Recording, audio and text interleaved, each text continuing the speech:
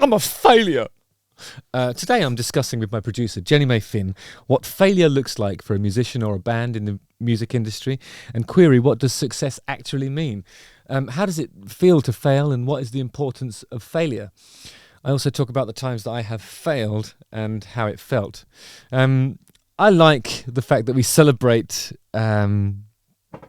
the things that haven't quite gone according to plan, and talking about how we learn from it. I feel like in the music trade, half of what we do is failure, because it is just trial and error. Nobody knows what's going on. Nobody knows. There's no set path that will lead you to the places that you want to be in this industry. And you really are just trying stuff out, and not all of it works, and you learn from the mistakes. And failure is just, I don't know, it's one of my favourite things. It's the funniest stuff, at least. Anyway, at the beginning of this podcast, though, we have a little bit of a chat about the music that we're listening to at the moment, you know, the stuff we've been hearing recently and enjoying. And I asked for that to be kept in. I know it's off topic, but I just thought it was nice to check in, really, and see what's exciting us as music consumers, not musicians or podcasters, just as people, you know. But then we dive straight into the failure topic after that. So please stick with us if you can. I think it's an interesting subject. Please to enjoy. Good day to you, one and all. It is I, Justin Hawkins, and this is Justin Hawkins Rides Again, the jaws of victory, pitfalls of the music trade, with my producer, Jenny May Finn. We're going to be talking about failure today and celebrating failure. Yeah, the importance of failure. Oh, I like that. So this is Justin Hawkins Rides Again, the jaws of victory, pitfalls of the music trade, the importance of failure.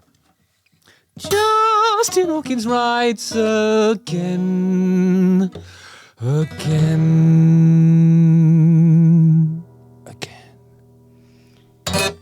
Do you feel like you're being zoomed in when you're saying that? I'd like to think I am. Yeah. I don't do it on the podcast, I just do it on the main. Why not? Because there's two of us on screen, I guess. But then we could both zoom in, couldn't we? Is that too difficult? You zoom us both in. Did you try and do it? It's probably a bit of laziness.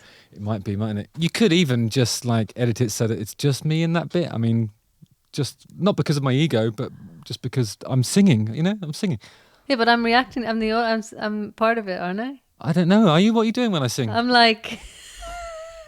Well, your eyes go all aflutter and you're like... Yeah, like, oh, he's doing that theme tune again. I hear every single day of my life, I hear it. Yeah. And a lot of people do hear it every day. Yeah, and it's great. Before we get into the failure thing, I want to ask you one question. Yeah? Did you listen to music today? I think, yeah. What did you listen to? Bad Nerves. Did you? And Olivia Rodrigo. Huh.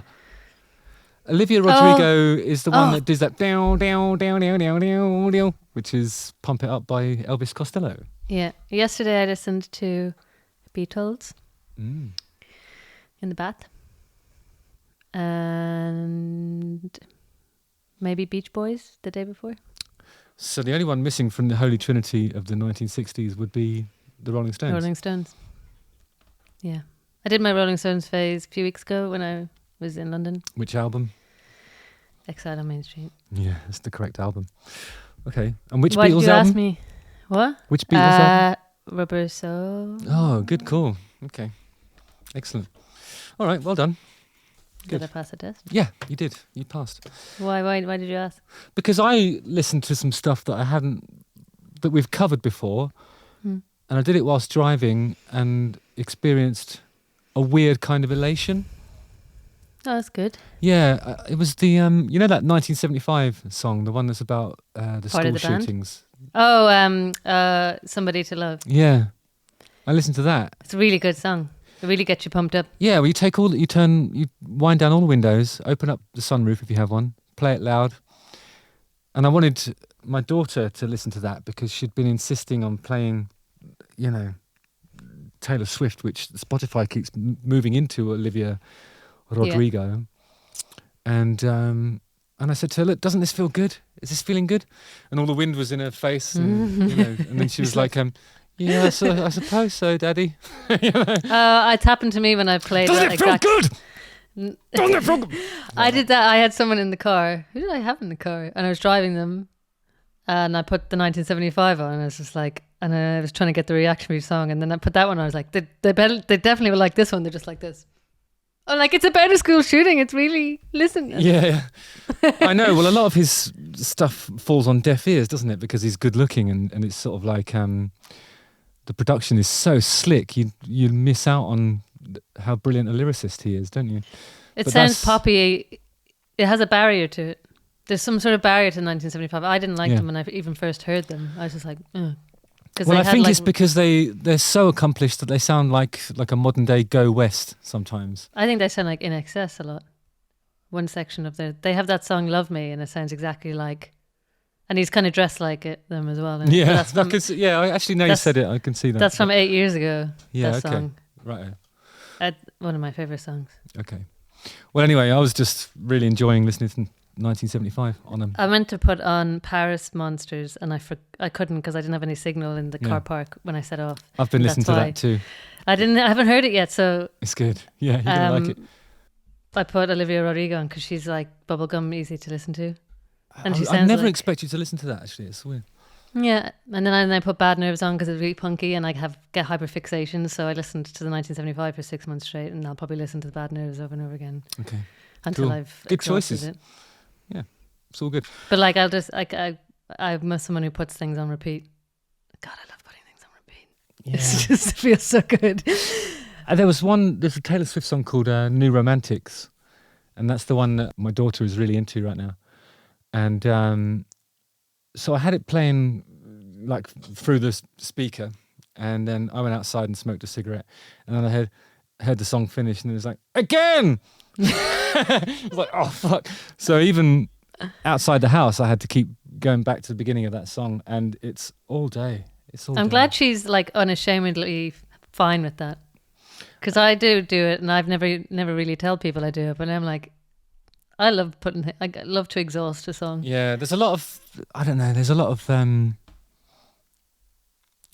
to be said for really absorbing a thing on repeat, and then if you're going to sort of go into the detail of it and figure out how it works. You really learn the song and every bit of it. It's nice. Yeah. And when we're driving and she does that, she's holding my phone and reading the lyrics on Spotify, and some of it, like there was one, what was the song? It was, I think it was Dark Horse, the Katy Perry song. There's a bit in the middle with her where someone does a rap, right? And then he's talking about she's riding him all the time, and I was like, fuck, okay, am I going to have that talk at some point, you know? You know what's weird? Today I was thinking about your daughter listening to music. Yeah.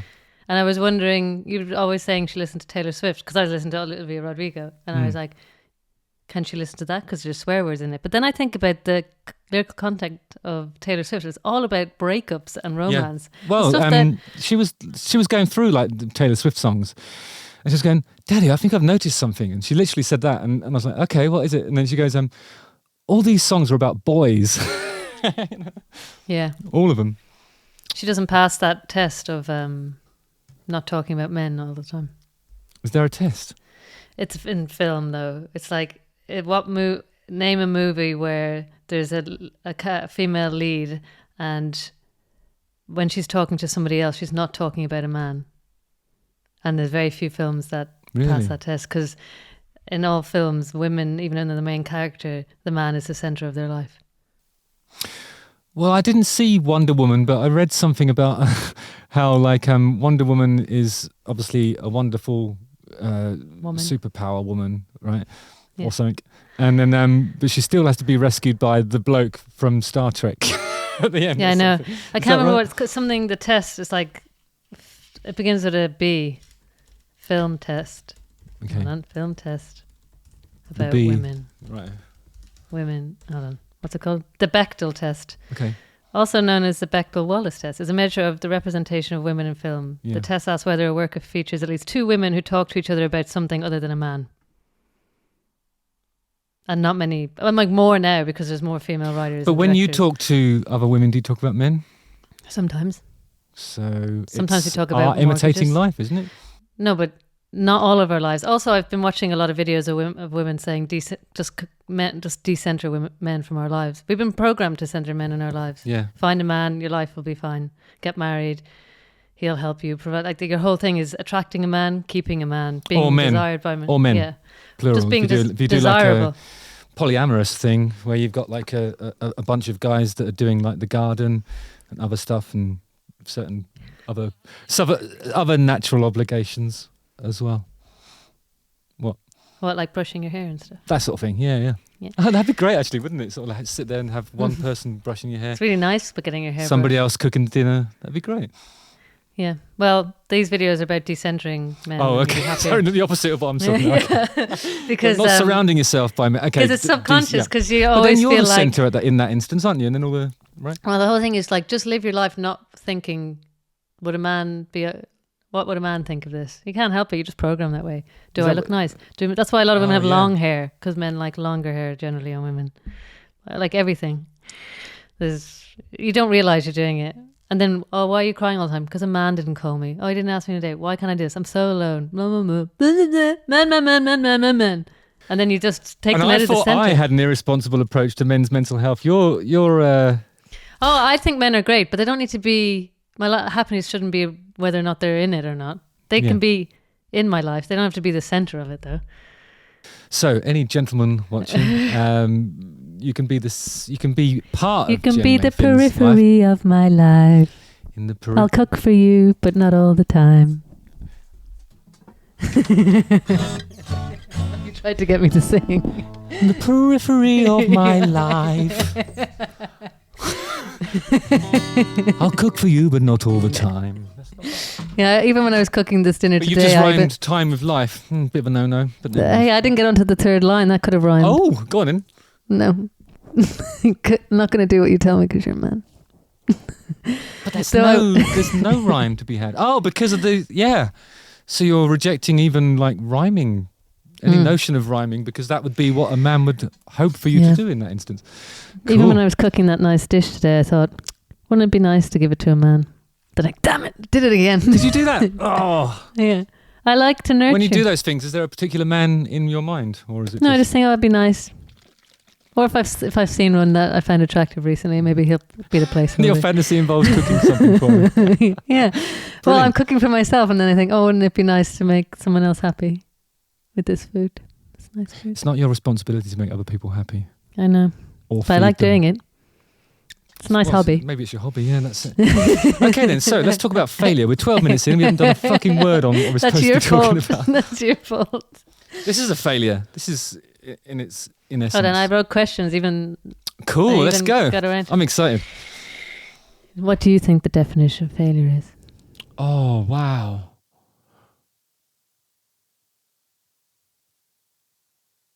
I think failure only really applies if you have an objective, doesn't it? It's like if you... Are we talking about within the sort of context of music? Yeah. Or anything? Music industry. Music industry. Okay, so... right. Well, that's a really good question. Failure only applies in the instance when there's an objective. So, like if you start a band and then your objective is to sign a recording contract with any fucking record label in the world. Yep. And then after however many months, years, decades pass, you disband. And if you have not achieved the goal of, signing a recording contract, that's a failure, right? So just or not being able to get a gig. Or I suppose within the minutiae, like there's been many times when I've tried to do a triumphant bend at the end of a solo, haven't quite hit it, and that's a failure. Is it? Yeah. I can't think of one in particular. There was a bad one this year actually, because we were playing with it was some sort of Harley Davidson, the motorcycle manufacturers. They love getting you for those. Yeah, we do a lot festivals, of that sort of don't they? So we're playing for the Harley Davidson audience. I was trying out a new guitar. It's a brilliant guitar. It sounds amazing. But the scale's slightly different to my Les Paul. So the amount of pressure that I thought I would normally need to apply for a bend, I was way off, I just didn't judge it at all. So like this howling semitone out end to what was otherwise a quite triumphant guitar solo. Just because it's ended on the bend, it What song was it? I think it was in Growing on Me. So it's like, because it would have been at the beginning of the set, you know, and I would have sort of, after that I will have adjusted and sort of got used to bending harder and stuff. Mm-hmm. Well, I have two definitions of failure. Okay. The first one's lack of success, which just feels Okay. a bit tautological. But then within that, that's complex, isn't it? Because what do you... What I don't even know what success means. I've said this a couple of times now. I don't know what success looks like. The second one is the neglect or omission of expected or required action. By whom? By yourself? By whatever. But I guess if you're starting a band, what you want... I don't think signing a record deal is the main objective. It's becoming incredibly popular, isn't it? Though, you know, like... definitely not these days, but I'm talking about back in the 90s, for example. I would say that most bands that were on the circuit were looking to get signed so that they could work with a, you know, forward-thinking A&R department. But you sign a record deal to then become successful, right? That's only like a middle step. Well, I remember when I signed my first publishing deal, and I went back to Lowestoft, and I went to a pub, and then one of my old friends sort of came up to me and said, "You made it!" Like, I was like, "What? I just signed." No, this is when the work starts. You know, that wasn't the objective for me, but for him, that represents success. You know.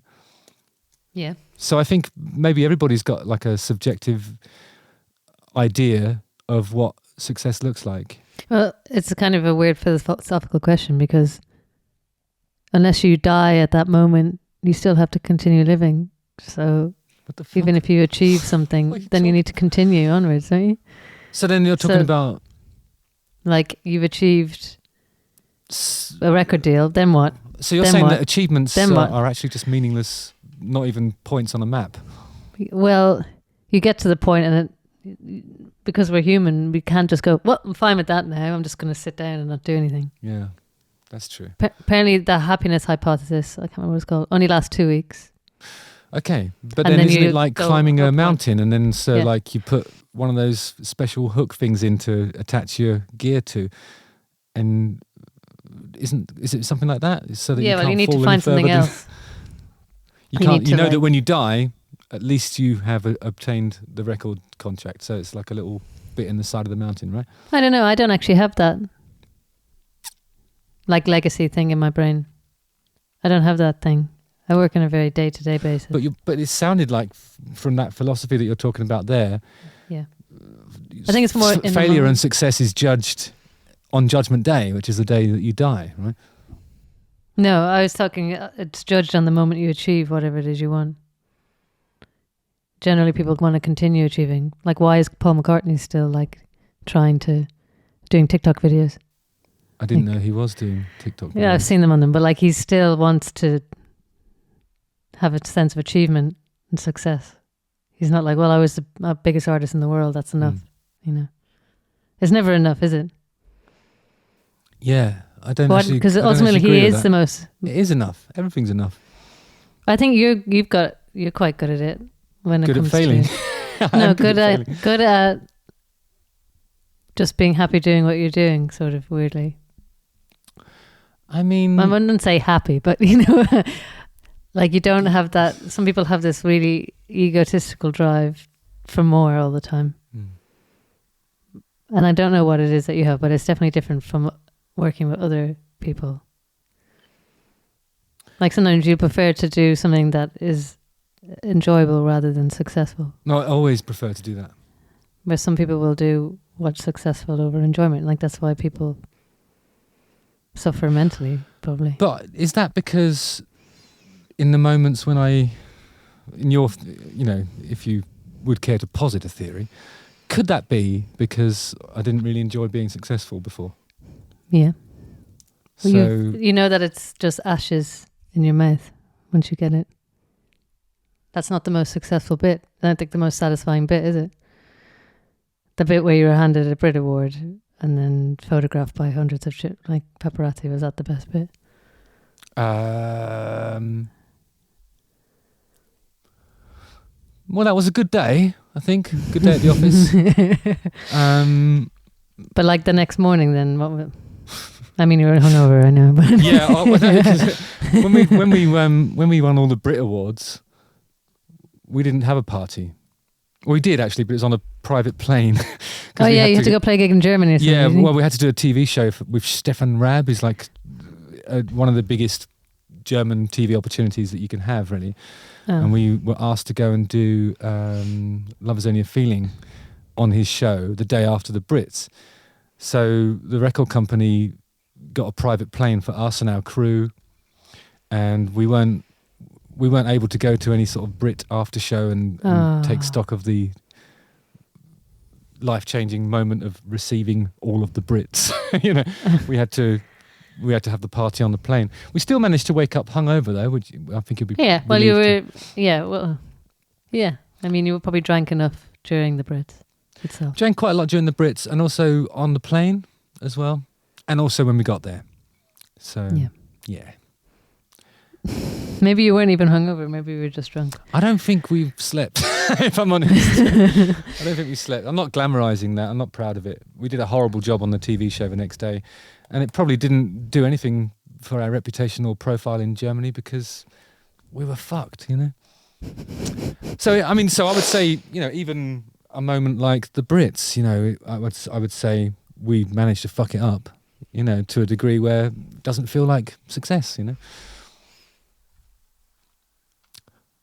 Sorry, I was just thinking. I was thinking really deeply about what success is. Yeah. But in the music, I guess we're talking about, we can't go too philosophical about it. We can. But like, isn't it? I mean, you're never going to feel a constant feeling of success, are you? I don't know. Maybe if you hit a level like Taylor Swift and Harry Styles, you do feel it. But maybe it's not. Yeah, I think like that kind of. It's not happiness. That kind of success is a bit like the kind of wealth that people talk about when you're earning money without doing anything. Like what they've got is a self-perpetuating mega fame. You know, it doesn't matter what they do or what they don't do. It's just moving, isn't it? The whole thing is just unstoppable. Yeah. Well, it's a corporation, I guess. Do you think they're quite corporation-y? Well, she's like the Google of the music industry. She's got loads of people employed. You know, I don't know how many people work under her, but like there must be loads of departments. Yeah. And then you probably have that pressure of like so many people's jobs, or count on me. Better keep this thing going. Like I wouldn't want to get to the point where I'd have to let even one person down. Because even people say to me, why don't you start a business? I'm like, don't want to let anyone down. Don't want to hire anyone. So then I have to potentially not hire them. Like, can't handle the pain of disappointing someone else. Yeah. That's why I'm never going to be super rich, because those people don't have that sort of, they think past that. Well, they don't care about people. Yeah. Super, super rich people don't care about people. No. Because they've forgotten how to be one, you know. Like, I think getting a massive hit, I don't know why I saw some TikTok guy was talking about he called some band One Hit Wonder. I can't remember which band it was. And you sent me something about this once before. You sent me something where somebody's saying like, if I had one hit and someone called me a one hit wonder, I'd call them a no hit or something like that. But this guy on TikTok said it, and then loads of people were like, they're not a one hit wonder, they've got loads of albums that are great. About and then who? People were like, I can't remember which band it was. I didn't know who they were, but people were like, you can't use that term because it's offensive. It just has too many and people use it as an insult. But it's like saying, calling like someone who won a gold medal in the Olympics, like, hate to have won a gold medal in the Olympics. It's like, what? Like that's oh yeah. How is that an insult? An insult.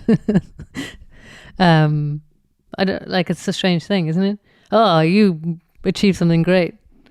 So do you think one of the barometers of success is the money that you've made then? Or is it money, prizes? It seems to be longevity and popularity.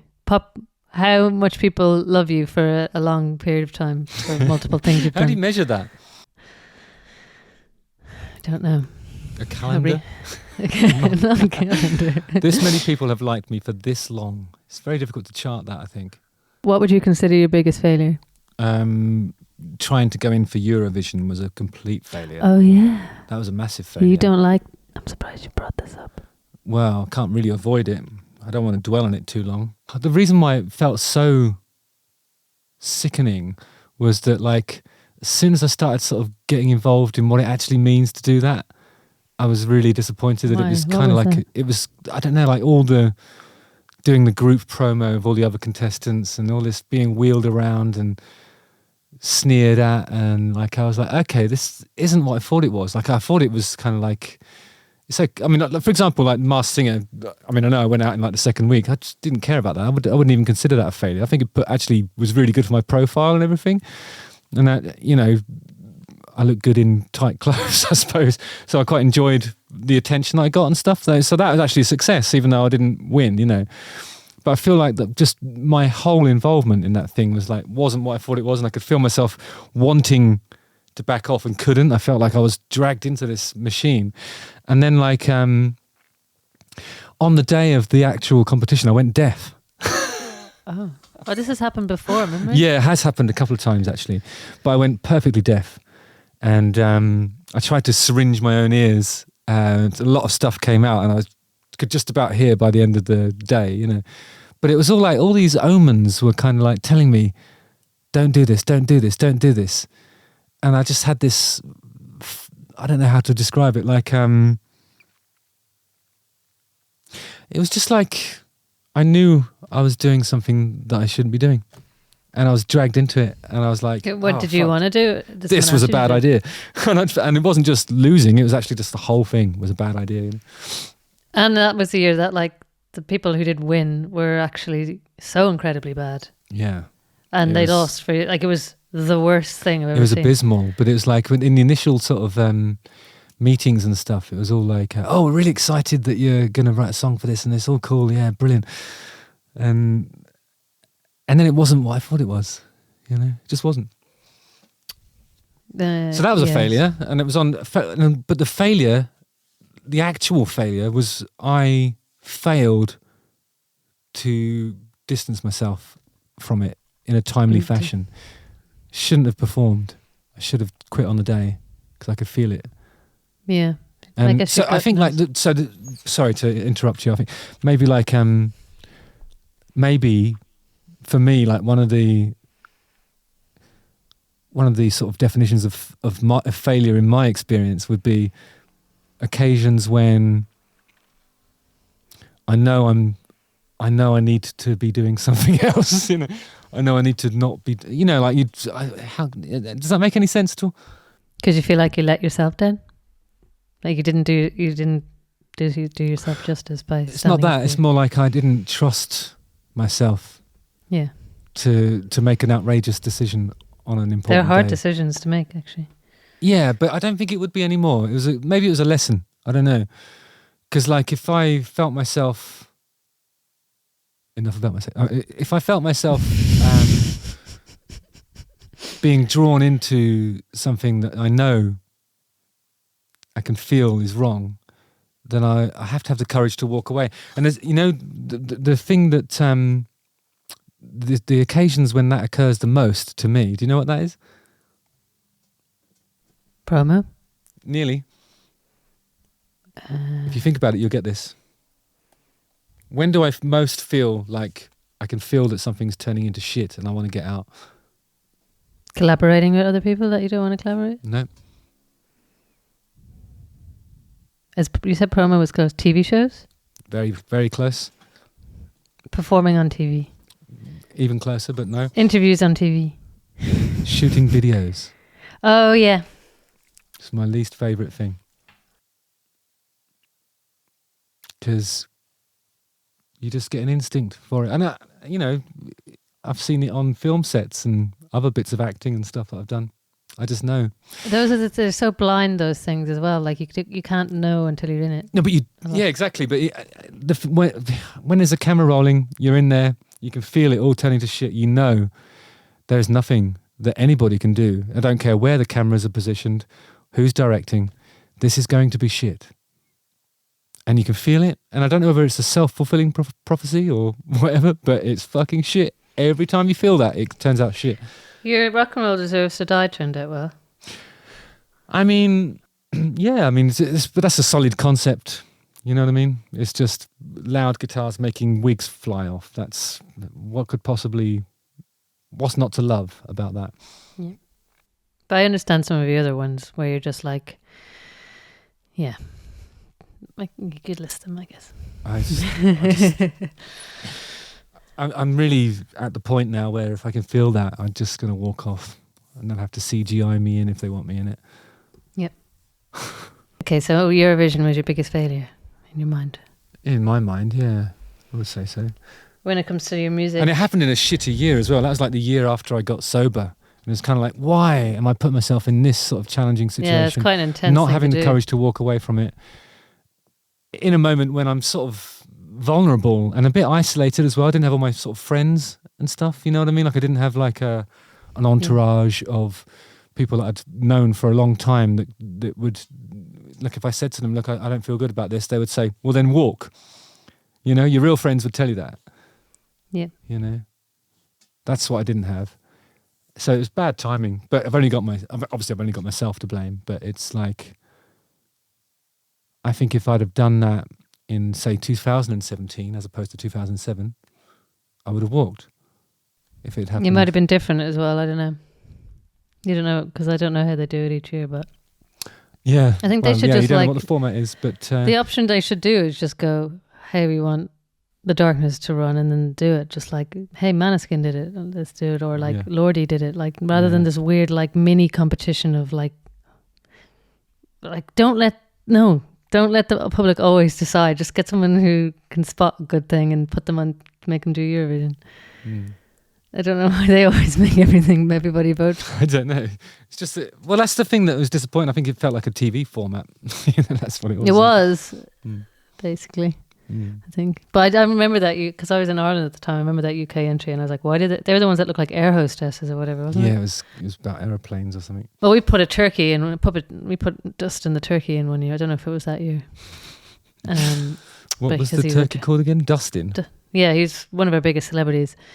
Been around 30 years, but we got lambasted by everyone in Europe saying we were mocking the competition. Since then, I don't think we've ever made it into the finals. I think Dan and I were writing with an artist that went in for it this year, I think. Wild Youth, yeah. What were they called again? Wild Youth. They didn't make it past the semis. Okay, what about musically? Because Permission to Land obviously was a success, and then you didn't like how your second album was received, but that was the commercial success. I don't actually mind the second album's the way it was received. I think the second Darkness record was reviewed by Kerrang, and they said like it was the greatest rock and roll album of the last 20 years. So they discounted your first one immediately. Yeah. No, it's not good enough. Well, they were saying it was even better than the first one by saying that.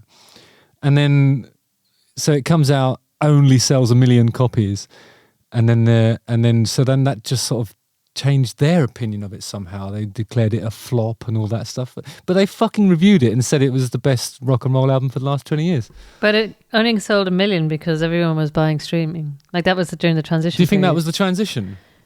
I think there's huge transition. Into 2006 is when YouTube started. Then not necessarily the music was going on it, but like all those platforms. Because our one came out at the end of 2005, which actually was an example of us going, let's get it out before Christmas, so it comes out in 2005. And Atlantic Records, who are wiser than us in situations like that, were like, oh no, you should wait till next year. Just wait, because otherwise it's going to be a flooded, saturated market. You're not going to be able to achieve anything. And we're like, nah, it'll be all right. Don't worry about it. And Atlantic were like, well, all right, but it's not going to go well. But they still went, it's all right. They gave us the power to do that. They were really cool. I always say this about Atlantic, but what a brilliant label. Thanks, Atlantic. If you'd waited, it would have sold less. Do you think?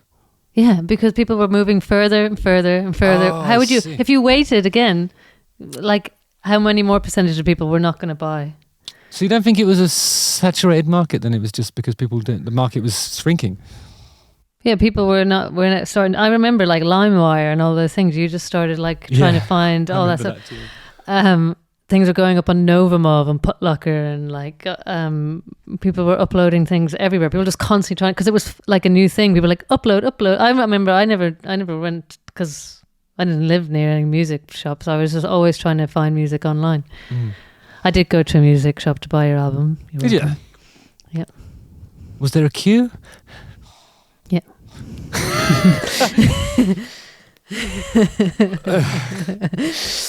Yeah. But like it wasn't like a normal thing necessarily. Like it was kind of the decline of CDs. Like mini discs were coming in, that died. Streaming was coming in. All mini these weird discs was new before that, wasn't it? When did mini discs? No, they were like this weird in between bit, weren't they? Oh no, were they between cassette and CD? Or were they at CD to stream? I'm not really sure. Because they were a mini version of the CD. Weren't they like a floppy disk with music on it or something? There was floppy disks as well, and mini discs were the little teeny tiny ones. I never had one. No, neither did I. I think it was a good, not a good thing, because I don't know when the iPod came out. Like, hold on, let me Google it. Because that was huge. There was things like iRivers and other sort of MP3 players, wasn't there? And iPod came out in 2001. Okay.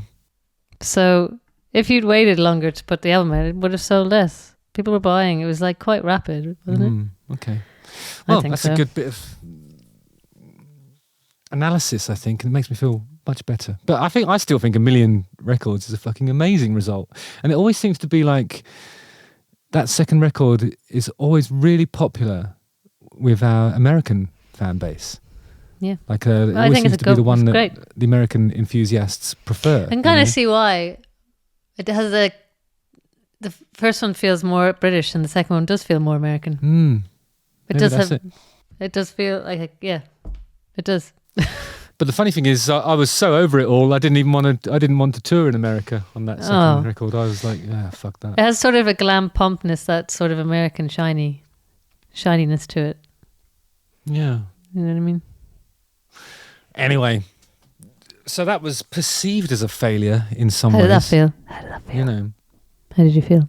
Not good. How did I feel? Yeah.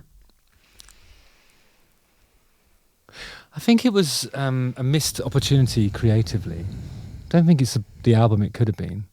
What do you think it could have been? Well, I think the nature of the collaboration was like on the second record, it was almost as though everybody felt like they knew what their roles were. And so like the process of writing the songs became a bit stiff. You know what I mean? Like it was whoever was responsible for a particular part of an arrangement, or whoever normally does this or normally does that, was sort of jealously guarding that role. Whereas like if I should have been more open, like I should have been like if Ed or Frankie or someone had said, well, what about this lyric? I should have been like, oh yeah, that's better. You know what I mean? Or I should have been more open to stuff, and I wasn't. I was like, well, I'm the one who does the melodies and all that sort of stuff, and I wasn't writing great stuff. That's really the truth. And I should have been more collaborative, I think, with my efforts. But again, look at me now. You know, super collaborative. Collaborative. I'm definitely way more collaborative now. I'm really open to exploring everybody's ideas, and I think that second record has informed that change in me, because here's the importance of failure: learning from it, right? Well, yeah, I have this on my list. Okay. But yeah, the importance of failure is learning, I guess, and growth. Otherwise you don't find your way, right? Everyone says trial and error, don't they? That's kind of how everybody And I said, lives, if you don't fail, are you playing it safe and risk plateauing as an artist?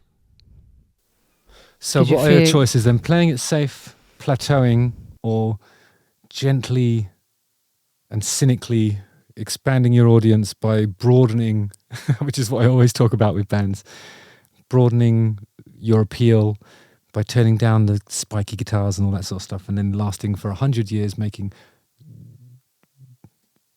consistently shitter music throughout your career. Well, I guess that's one. Again, that's playing it safe. That comes back to success. I guess that comes back to what do you think success is? Whether it's popularity or being like Exile on Main Street or something, you know, risking something, I don't know. Yeah. Do you want to be artistically considered like this is the best album ever? Or we can consistently sell out stadiums, like, but people don't actually think our albums are that great. Which band in particular are you talking about? Well, I was thinking about Coldplay because you were talking about the guitars. I guess Yeah. Maroon 5 could be... Though people really love listening to Coldplay, but does anyone go, oh, that Coldplay album is the best ever? Do you think Coldplay needed to do that thing where it sort of gradually transitions into sounding like a producer with a singer? Or could they have done like, we're a guitar band, we're always going to be a guitar band, and done the Foo Fighters success model? I guess they weren't Foo Fighter-y enough, were they? They were always a bit like wetter. I don't necessarily mean that in a negative way, but like softer. Very, you know, like. It does sound a bit negative. I was thinking of him walking in the rain, actually, in yellow. Who that video, by the way? And it was shot by Alex Smith, who shot the... Can you not just hire him again? Like, I always say that. Can we get Alex Smith to do it? But he's doing like important work. yeah, but just say, gave us a date in the next 12 months. Thank you. And then, wait, what would the video be? Well, in that period, you'll be writing the music. Oh yeah, what would the song be? But you can just lock in a date, and then you have him, and then you have that time to come up with the music videos. If He's you really not like a want normal video director. What? He's an amazing video director. That's what I think happened. I got spoiled. I was spoiled. But the Coldplay thing and the greatest album. But I guess if you're coming up, let's say we forget about being Coldplay. Okay. If you're just trying to be like, let's say someone just wants to be another Ed Sheeran and they're just like, I'm going to busk and now I'm just going to write songs similar to Ed Sheeran. They're not going to break it because there's already an Ed Sheeran and we don't need another Ed Sheeran. So you have to do something else. You have to find like another pocket. So you have to risk trying something, right? You can't just sound like him again because we already have him, right? Well, nobody wants to hear two things that sound exactly the same, do they? Yeah, that's what I mean. So you're saying that they have to go out on a limb and risk adding a second influence to their, to their sound, I suppose, and then that might fail, and then they know. But it's almost better if you fail badly because then you know that doesn't work, rather than coast. Than coasting the worst a spectacular failure is something that you're much more likely to learn from. Yeah. Yeah. Isn't it? I think so. And it maybe you realise you're going in the wrong direction. Or maybe music just isn't for you. That's a sad. And that's another failure as well, like giving up. Yep. Surrendering. Knowing when to stop. Huh? Knowing when to stop. A lot of musicians have that, don't they? Actually, I know a few. Well, what do they end up doing? Civil servants. Oh. So I met up with one guy back in Dublin, and he was in the cover band that my ex-boyfriend was in. Mm-hmm. I'm giving away everyone's names now. I don't know if they're watching. Hi, if you're Hi, watching. everyone. I think you're great. They're all really amazing musicians. All of them. I used to follow them around the pub scene. I did a little mini documentary, obviously. And now they're all civil servants, and they haven't made it in the music industry. And then even Eddie was like, civil servant where your dreams go to die. When he realised, I just need some money and a job. He's like, but they get loads of time off, so they get really good pay, pension, and really loads of holiday time to actually just play music without the pressure of having to become successful. Okay, so does he consider that a failure then? He's sort of a bit like, oh, I didn't think I'd end up just as a civil servant, but... Right. It's funny because I remember when I was a younger man, there would always be this sort of, this guy, he's the best drummer in Suffolk or Norfolk, and there'd be like a geographical region that they would yearn to be the best in, Yeah. I don't know I don't even know how you gauge that, to be honest. How can you say that? I guess as many people who want you as their drummer gauges that. Oh yeah, okay. How Because in demand you are. Yeah. Mm. But like, I guess if you've been trying, or especially the bands that maybe like getting a few thousand views on Spotify, you know, on YouTube, and like maybe like 10,000 listens on Spotify. When do you realize I can't keep doing this? My child is starving, or my relationship's falling. I think that's the type of musician where, you know, when we talk about relationship problems. Sorry, that's a really interesting point, because I remember that album that I wrote with Foxy Shazam. Yeah. One of the songs on there is Eric talking about how it's hard to justify to his family that he's chasing this dream when he's got responsibilities and he has to clothe and feed and shelter and, you know, provide for 2 kids and his wife. Mm-hmm. And I was really moved by it. And it was kind of, is it meta? Because it was really referring to him. I don't know, he was opening up on this song, and it was kind of like before he had his breakthrough with Macklemore. What? Macklemore. He's not French. Oh, I didn't know that. Okay. He's American. What? He's American. Oh, okay. He sounds really cool if he's Macklemore, but he's Macklemore. He's Macklemore. Maybe it's Italian. I don't know. He's super American. I know. Yeah, I know. I was being silly.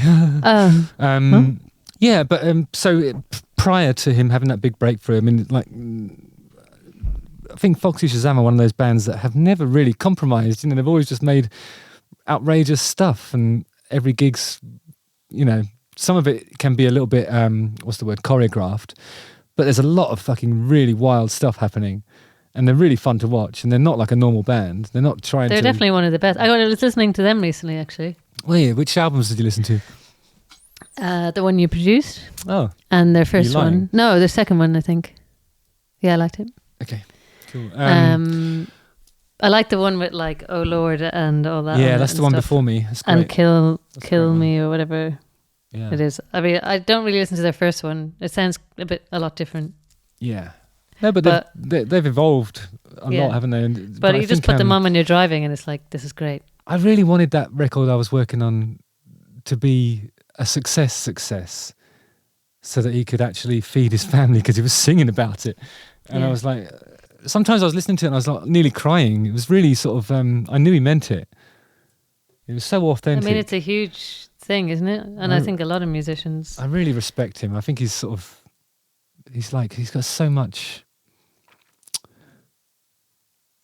I don't know. He's like, I don't know, because I felt like my role was to sort of take his energy and like his stupid ideas and then make them work, you know. So the fact that it wasn't like a mega smash hit album, that's me failing. But the difficult thing is, it's not me failing myself, because I didn't need a hit. I'd already had one. He needed one. And I couldn't give it to him. But I don't think that, because a lot of people comment on the YouTube channel that album is one of their favourite albums, like production-wise and stuff. They love that album. And they're like, when they find out you did it, they're like, this. It does have a very distinct sound. Like, it does. Really, and I wanted them to get it mixed properly, because I don't know how to mix stuff. And but they were like, as soon as we had anybody mix anything and take the files and come back, it sounded too posh for them. They really wanted it rough around the edges, and I love that. But like now, it's not necessarily that. They needed somebody else to help make it be a hit as well, you know. Yeah. Because you're just throwing music into a world full of music, you know. Yeah. People need to be. That's why I was talking about earlier about content is direction, you know. It's directing traffic to the art, if you know what I mean. Yeah. Which is annoying, but because how are people going to listen to it if they don't know it exists? Like, you can make the most beautiful thing in the world, but if people's eyes aren't looking at it, how will they see it?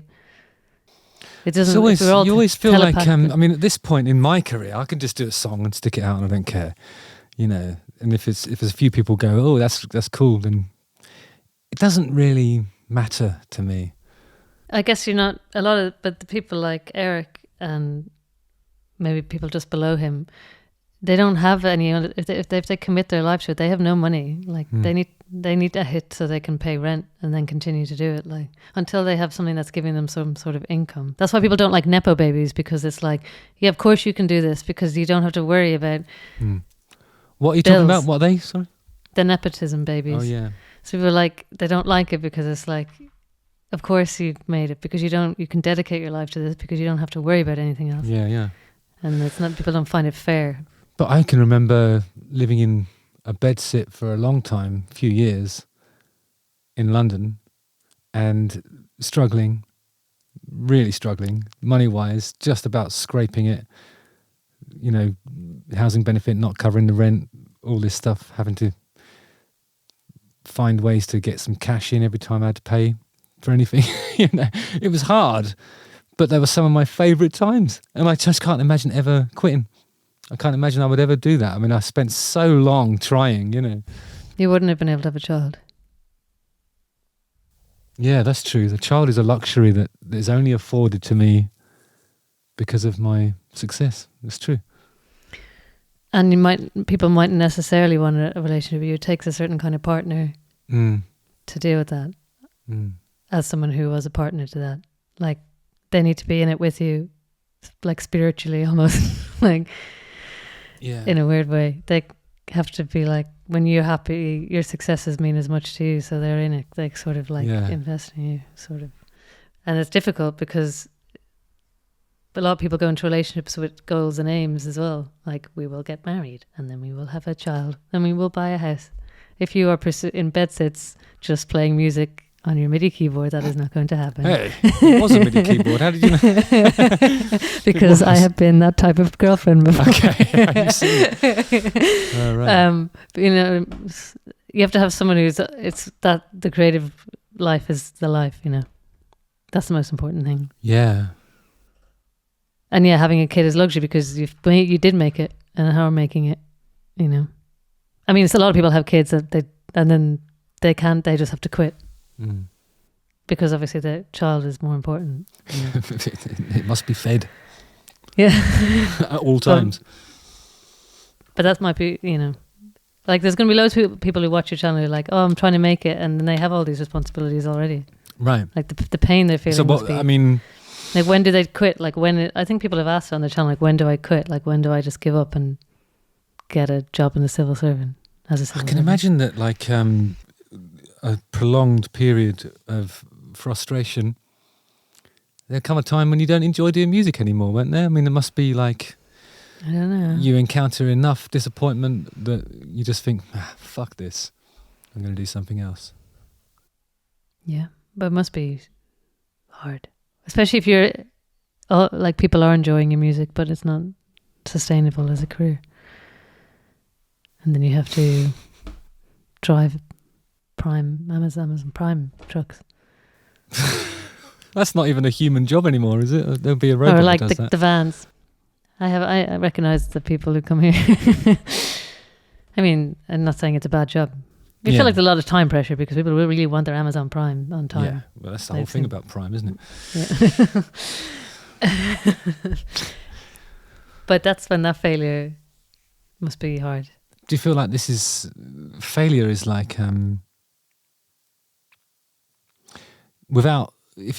so the nepotism babies that you're talking about, they know not failure. Well, they just keep starting a new thing, like, or they're like entrepreneurs, like in that Made in Chelsea show. What do you do? I'm an entrepreneur. It's like, so they just start businesses, they fail, they start another one, they fail because they're like, I'm going to start a scooter company that sells scooters. Oh, that's failed. Oh, I'm just going to sell sweets now. And they just see it, I don't know. They have a safety net. Like, it doesn't matter if they fail. The failure doesn't really have any weight to it financially. Yeah. Well, the other thing I was going to say is, like, when you have the success, then it provides a contrast to that makes it sweeter. Yeah. But then you also become really fond of the failures as well, in most instances. Apart from the really spectacular ones. Failing's horrible. It's a fucking disgrace, isn't it? So in summary, we're saying failure is horrible. When you release a song or an album, what are you hoping for?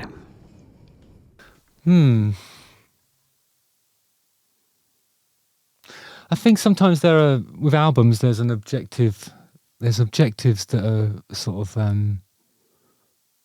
they're implied by the label. It's always like, let's try and get a top 10. It's always top 10. And then they go, and then with singles, it's like, let's try and get playlisted on whatever. You know, usually it's Radio 2, and we're always like, we don't want to be on Radio 2. Why do we always aim for Radio 2? Radio 1. Well, why would we aim for Radio 1? There's nothing else in the playlist that we like listening to, so why would we want to be on that playlist? So more people listen to it? Do we care? I don't know. We don't care enough to change the music to make that the objective that we're working towards. But maybe you want to be considered so irresistibly good that you transcend music genres and pit stations. That is the goal! That is the goal! Transcendence. That is it. Anything short of transcending genre and trend is failure. So have you failed then? Yeah, completely. Every day of my life. But you know what we do when we fail? We have a little cry and then we try again tomorrow. But is it really that? I think it is that, yeah. For us, so it is. For the organisation around us, it isn't just that. I mean, for us, we just want to be making stuff that's irresistibly good. You can't listen to it and go, oh, that's shit. You know, because that's what we they do play your song on Radio 1 sometimes. Well, and you also might get the odd Christmas spot one. play and stuff, but you know, I'm talking about when you do a new record, yeah, and you sort of like when it counts that people hear it. You know, leading up to the release or the actual date when it drops. That's when that's when you want ears on it. So let's say you release a song and you looked on Spotify and it was just like 200 listens, Darkness new single. Yeah. How would you feel? I wouldn't care. You wouldn't care? Wouldn't care. Not even a little bit?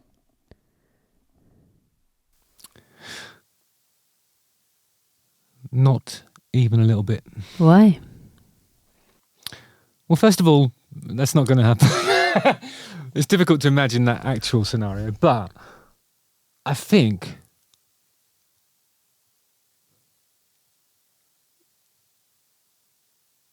actually, you know what? I suppose what I do get sometimes is like when we do, you release the album and then you sort of look to see which ones are most streamed, because people don't think about albums anymore. Like even if we arrange stuff the way we'd like it to appear on vinyl, we put the ballads on the end of each side and all that sort of stuff, and think about what it would look like as a physical vinyl release.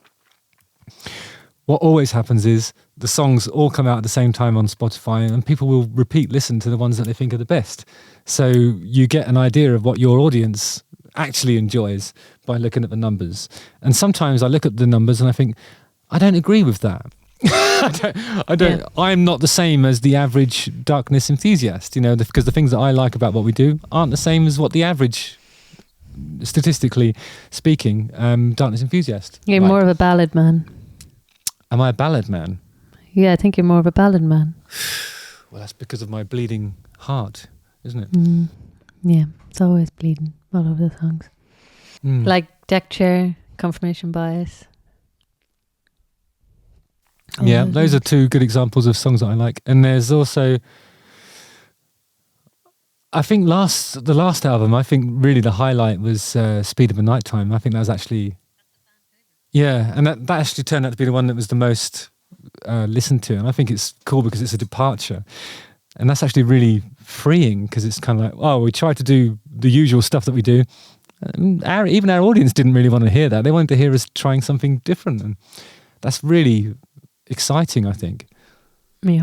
So, we failed to provide them what we thought they wanted, but in doing so, we realised that what they want is us to just experiment and make interesting music. That's pretty fucking cool. To quote David Hasselhoff. Well, he always says that things that he does are cool, and he's wrong. Well, when you're trying to guess what people want, people always do it wrong. You can apply that to any part of life, really, can't you? Like you try and guess how someone's going to react to something you say, so you try and say it in a certain way, and then you still get it wrong because you can't ever be inside someone else's head. So and you're talking actually about people faux just want you pas. to. People ultimately want you to just say what you want to say, because if you try to curate it, it feels really. You feel like you're getting something that is like a crap version of what they think you'd like. I don't know. I don't know, but I think there's just too many examples of failure being a good thing.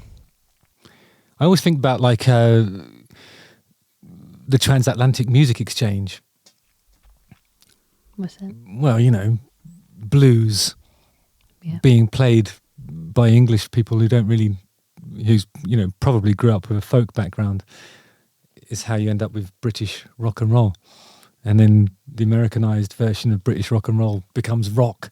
You know, all these things where, you know, Anglophonic countries trying to copy what the prevailing guitar musicians are doing on each side of the Atlantic, getting it slightly wrong and inventing something new in the process. So those failures are actually successes. Yeah. Everything would just stay the same if everyone tried to do exactly the same. If nobody failed, nobody would succeed either. Oh, is that one? That's not one, is it? I don't know. I'm sort of scared to fail a lot of the time. Well, in what context? Like I wouldn't like to fail properly. I just wouldn't like it. I've never wanted to fail. But how do people learn how to be acrobats and gymnasts and skaters and snowboarders? It feels more like training, though, doesn't it? Not really, because I told you about that football match. That's the whole point. It's like that's. I told you about that football match where I got taken off, never put back on, and it destroyed me and my sporting for the rest of my life. You need to get over that. You're a good soccer player. Gaelic football player. Whatever this. I'm actually a bad soccer player. I can fake it though, because I'm really good at keepy uppies. 81 record so far. That's a good. Thanks. What would be a failure for you now? Just, I suppose, to stop. You know, retirement would be a failure. Failure to sort of keep on putting out mediocre records. But are they mediocre? I'm joking. Hey, these are great records. As my brother said, we never stop making hit albums. It's just that no buys them anymore. But that's what I mean. Like success, it doesn't mean good, does it? People equate success with good, don't they? Yeah, some people do, but those people are what we call foolish. So what does success, do you think, completely separate to good? No, not necessarily. I think successful... I think it's about how you feel about what you're doing. You know, like the result of me not doing Eurovision and pulling out on the day would be the same as losing it. You know, the outcome is the same, but I would feel proud of myself if I'd have walked away and not done the performance. Yeah.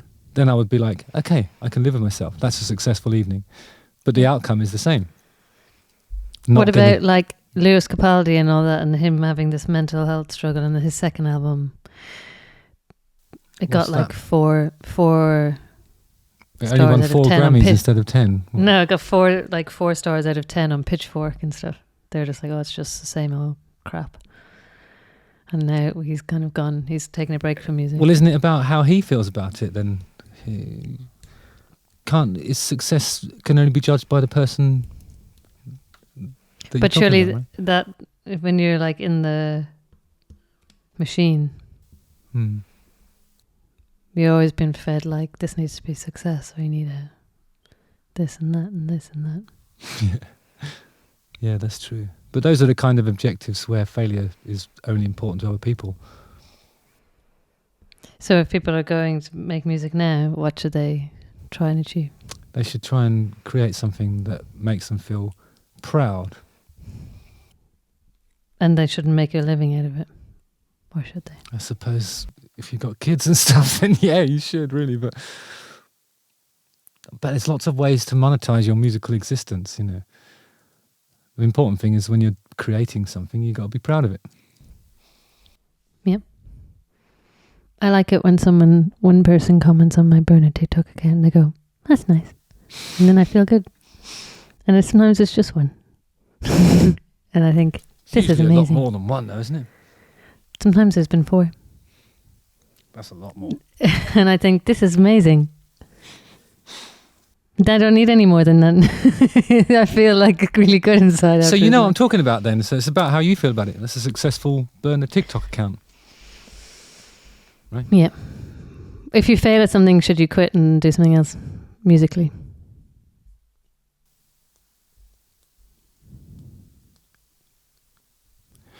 No, not if you believed in it. Do you want me to list some albums that were considered duds at first? Yeah, go on.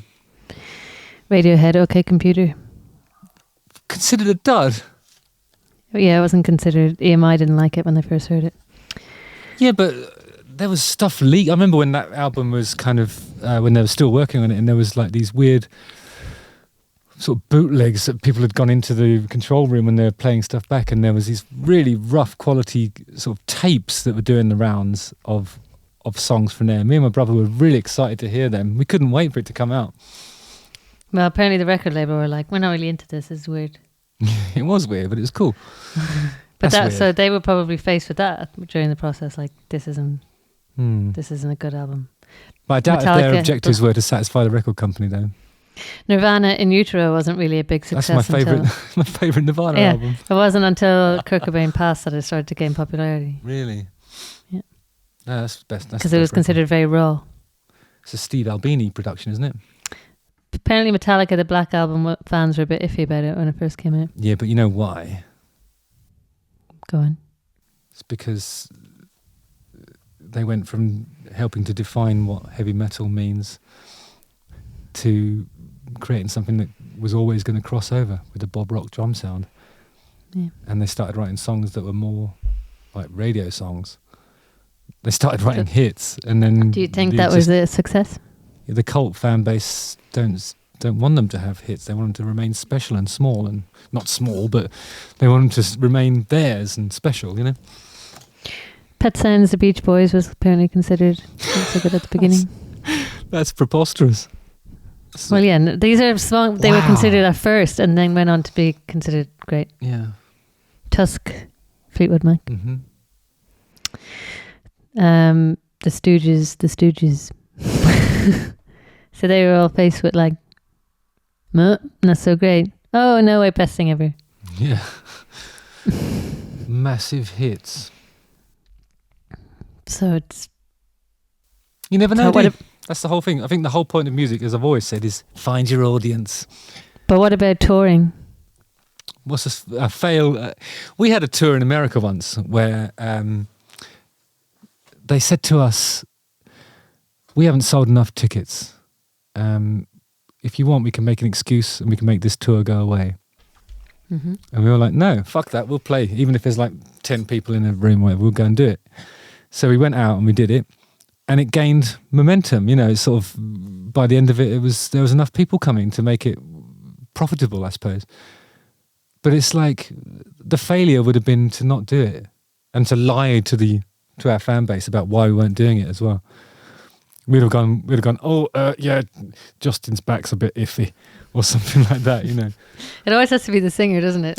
It does, yeah, because like singers are the only ones that can, well, no, everyone else in the band can do their gig half dead, I think. Or people don't mind if you replace one of the other members.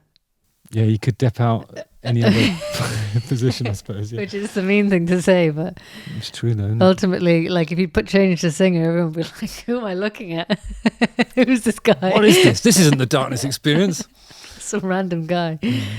So you played to 10 people, but how would you feel? Would you feel it was a failure? No, because I think we'd go in there and we'd try and make sure it's the best gig those 10 people have ever seen in their lives. What about when you did that festival and there was only 100 people and then you were like, I'm never going on a festival tour again? Yeah, that was a failure. I think I might say those things quite often. No, it was kind of like... yeah, but I think it was a particular kind of festival. You know, it was like something that was put in on a weekend with another festival to make that one profitable, if you see what I mean. So to have the crew out, instead of paying the crew to travel on one day, do a gig and then travel back on the next day and accommodate them throughout that process. Mm-hmm. To make that fee go further, we put another festival in that was somewhere near it, so that you're only paying them for 2 dead days, if you see what I mean. then they do 2 days work and it makes sense. But the second show, it was like some fucking village fete in France, provincial France somewhere. Nobody gave a fuck about us and we didn't give a fuck about them. And I was like, I'm not doing this anymore. If the fees aren't big enough for us to go out and do like a triumphant festival run, no festivals. I did say that. But this year the fees were really... That's why you didn't have much festivals. much healthier. Somehow I think, because I think also after COVID, travel, accommodation, all those things that were really hiked up, they never came back down again. Funny that. Yeah, they really didn't. Funny how they all capitalised on that and then didn't go back to normal. It made touring really difficult, especially festival season. But this year, I think the fees have been in line with what we have to expect to pay out. Do you think you're unique with your attitude about failure?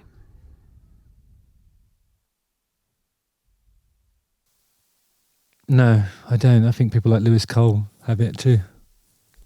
What about, I don't know, do you think more people have a more hurt ego when it comes to this stuff?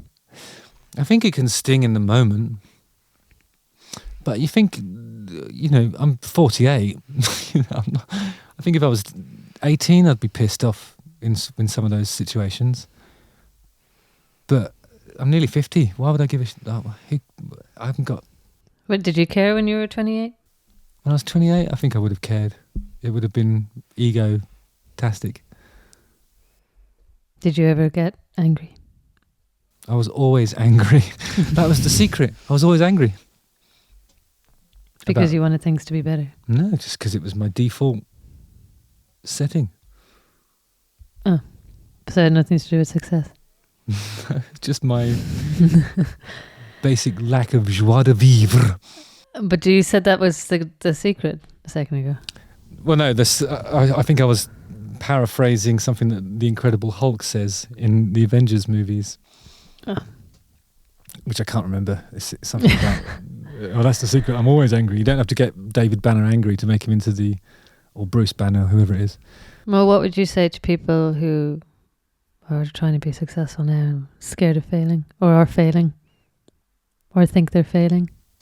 I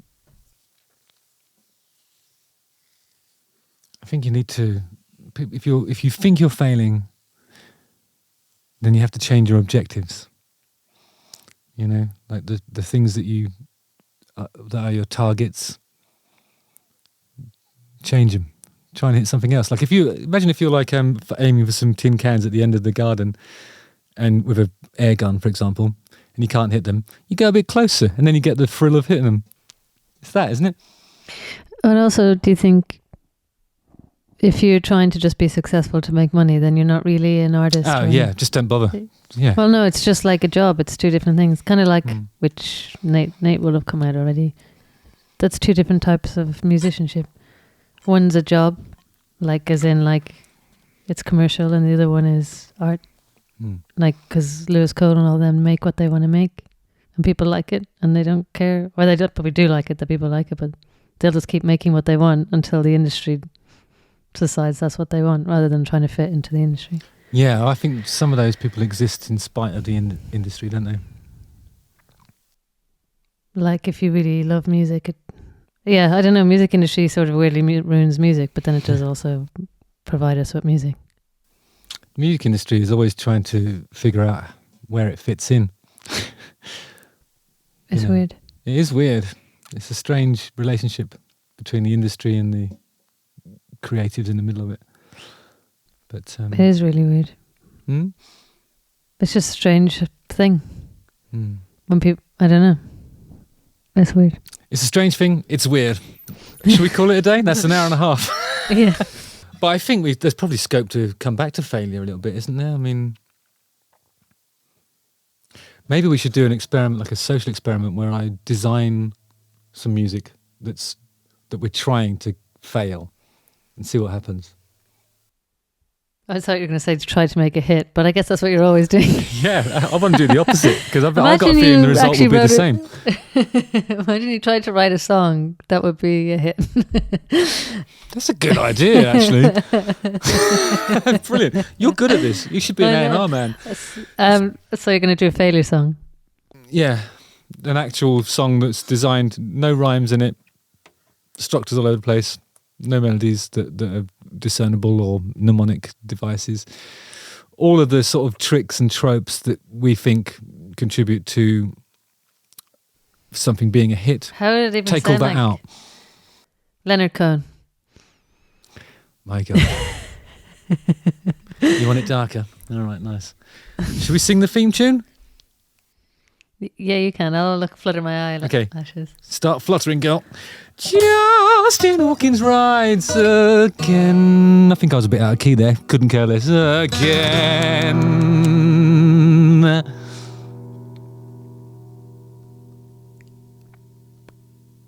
you still fluttering? Yeah, good. Cool. Yeah.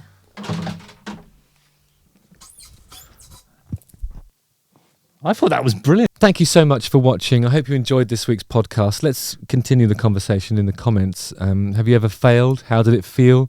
And what does success actually mean to you?